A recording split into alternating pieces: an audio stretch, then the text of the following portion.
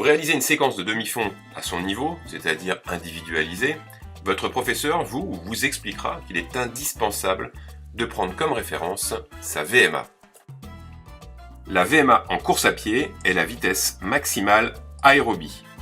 Vous êtes encore là? Ok, pas de crainte, on vous explique tout.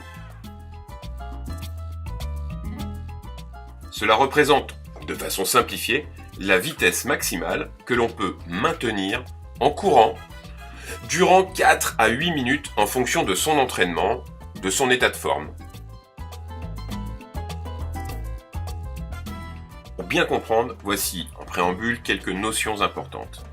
En fonction de l'intensité de l'effort fourni, c'est-à-dire faire un sprint, un combat de judo, une course de 3 km ou plus, le corps sollicite des filières énergétiques différentes, c'est-à-dire qu'il fournit l'énergie nécessaire pour la réalisation de l'exercice en s'y prenant différemment si l'effort est très intense, moyennement intense ou de faible intensité.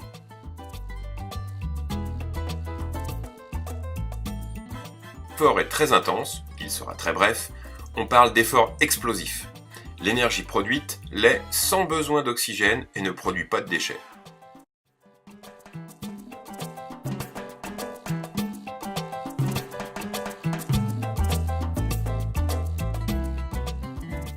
L'effort est intense, au maximum 2 minutes, l'énergie produite l'est par la transformation des glucides, et ceci sans oxygène. Cette filière produit des déchets. On les appelle des lactates. Ils sont responsables de la fatigue musculaire.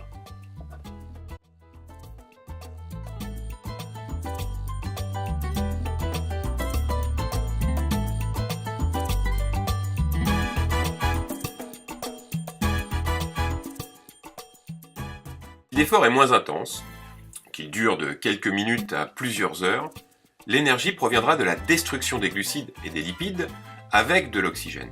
C'est la filière énergétique des sports d'endurance. Elle se nomme filière aérobie, car l'oxygène y est indispensable. Tiens, reparlons de notre VMA, vitesse maximale aérobie, et mettons-nous en situation d'exercice.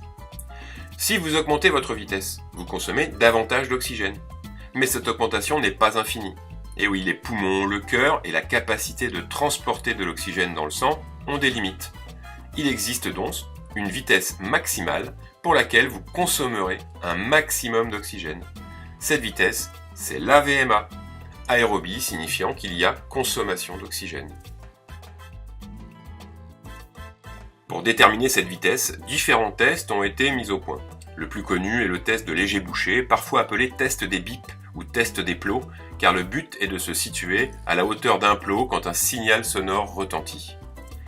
Le deuxième test, très connu, s'appelle le test de léger et il fonctionne selon le même principe avec des plots, des bips, mais au lieu de courir de manière continue autour d'une piste, on va faire des allers-retours sur une distance de 20 mètres. Vous passerez ce test en début de notre cycle de demi-fond. La VMA sera donc notre point de repère pour l'entraînement.